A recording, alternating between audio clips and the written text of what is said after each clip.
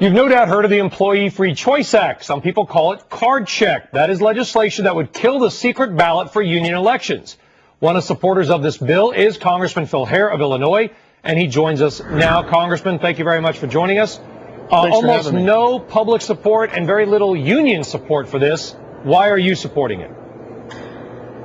Little union support for the Employee Free Choice Act? Yes, according to the Zogby poll, there is 76% of union members do not, or the rank and file do not want secret ballots. I pay very little attention to Zogby poll. I can tell you the people in my district and around the country, the Gallup poll shows that about 54% of people support the bill. Look, the bottom line here is this is about a level playing field for working men and women. It's about giving them the opportunity to sign a card and join a collective bargaining unit.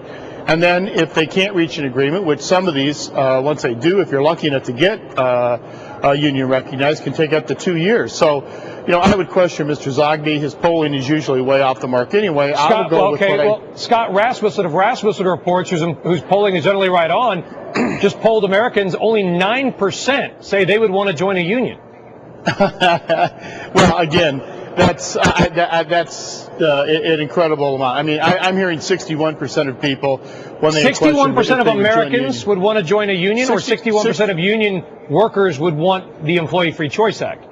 Oh, more than 61% of workers, trade unionists would want to have somebody represent them. Look, they understand what's at stake in this election, and this whole nonsense about the end of the secret ballot. The current law says if 30% of employees want a secret ballot election, they are entitled to it. It's what the Employee Free Choice Act does. If 30% of the people that sign the card say we want a secret election, they get the secret election. I think this is, once again, it's a propaganda by the right. They're all scared to death that somehow ordinary people are going to have somebody to go to bat and bargain for them for, things that aren't really important to them, like workplace safety, bereavement pay, pension programs, health care, those kinds of things. All of which are noble causes, but we've heard analyst reports on Walmart that if this passes and Walmart unionizes, prices will go up for everybody. FedEx yesterday saying it's going to delay the purchase of 30 planes, mostly built by American workers, because they're afraid this will pass. FedEx, well, with all due respect, you can ask FedEx, but look, United Parcel Service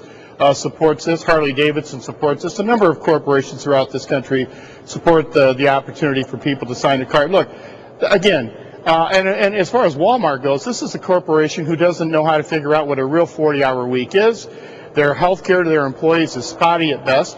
They ought to be scared to death that they're going to unionize because, quite frankly, they need to be. So, I don't really care what Walmart thinks. I care about you only care, and to be honest with you, I don't either. But a lot of people rely on Walmart's prices being low. A lot of struggling American people, a lot of people that are your constituents, and there's you cannot, we all know if Walmart unionizes, their prices will soar, which damages. How do we know that? Because Walmart says so. Does that make it so? If Walmart says if labor costs go up, which are the biggest part of any balance sheet on any corporation anywhere in the world, how can prices not go up? Well, United Parcel's doing very, very well. John Deere's doing very, very well. Harley Davidson's doing very well. So, look, the bottom line here is, this is typical of businesses that are just scared to death that somehow employees are going to be able to determine their own destiny. If the prices at Walmart go up, you're going to blame that on people wanting to negotiate for health care? You're going to blame that on the people wanting bereavement? No, I'm not. I'm simply saying that there are unintended. Listen, I agree with you that we need better pay out there in America, and I've urged people to shop locally forever. But what I'm saying is that there are unintended consequences. Are there not? Well, look, I will roll the dice on this. Here's what I will roll the dice on. I will roll the dice on people that want a union. First of all, you have to want the union to sign the card. Nobody's going to go in there and force them to sign the card. I will just tell you, if you can decertify a union by signing 50% plus one, what's the big deal about being able to bring a union in with 50% plus one? Then if 30% of the people want a union election, secret ballot, they get the secret ballot. Look, everybody's so absolute. The Chamber of Commerce says this is Armageddon. Armageddon, we're giving away billions of dollars to banks with no strings attached, but for ordinary people, heaven forbid Walmart might have a few higher prices because they actually are going to treat their employees with the kind of respect and health care and a 40-hour work week and overtime and, all those basic fundamental things. So, look, if it's good enough for the CEOs of these corporations to remodel, I think that's an old argument, Congressman. There's very few CEOs out there. It may be an old argument to you, but let me tell you, it may be an old argument to you, but it's the correct argument. I've organized. I've been there and done that. It's no secret that George Bush reinstated 30,000 people. George W. Bush, who was no friend of labor, for people who were summarily fired because they wanted to have a labor union in their shops to represent them. So look, the bottom line here is, look, if people don't want the union, they don't have to sign the card. If they want the union, you sign the card. If 30% want the union election, they get the election. Fair. If they can't reach an agreement, then in a period of time, then they go to binding arbitration. But why can't they do that with a secret ballot? Should we also make it a rule that when you vote in any election, you have to come out of the poll with a sign that says who you voted for? Well, let me put it to you this way. I will tell you what I told my Republican colleagues.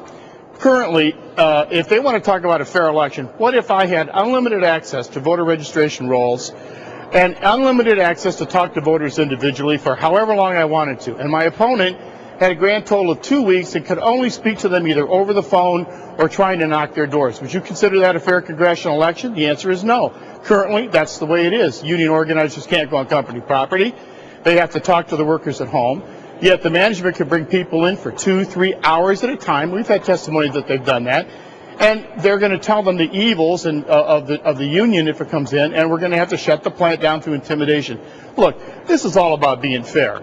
And that's what we're talking about on this bill. If anybody really in their heart of hearts believes that somehow the enactment of this piece of legislation is not going to help the middle class, look, I'm not an economist, but I tell you, I worked in a factory.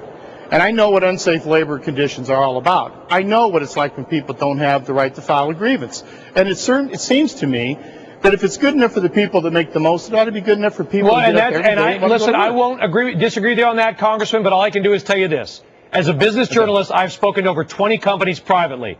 All of them have told me that they will lay people off because they'll pay their workers more, they'll get better benefits, which is great for the people who will keep their jobs. But they will all lay people off. So the people who have a job will be better, but we'll have more unemployed. Well, let me tell you this. I've talked to hundreds of people in town meetings in my congressional district, and I will tell you they couldn't disagree more. Look, at the end of the day, the more money people make, the more they're going to spend at the stores. If they have a job. Congressman Phil Hare of Illinois, it's a battle. See what happens. Thank you very much for joining us. One we're going to win, too. Breaking news about Bank of America for the Wall Street.